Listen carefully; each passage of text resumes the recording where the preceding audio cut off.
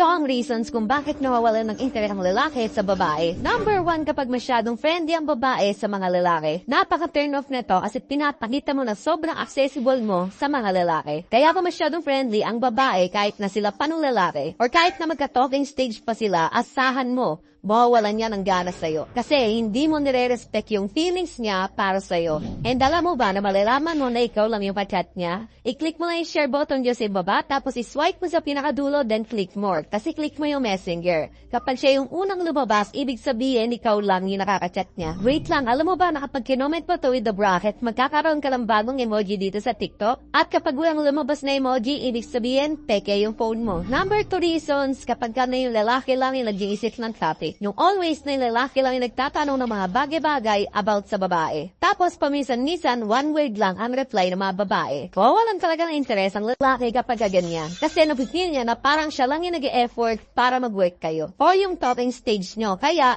huwag ka na magtaka kung bakit naganap ng iba yan. Kasi ikaw lang din ang dahilan. And finally, alam nyo ba na marami na nagkaroon ng kaalaman dahil lagi silang nanonood ng videos ko? Lagi na ako gagawa ng ganitong klaseng content. So follow nyo ako, tas manood kayo ng videos ko. Bye!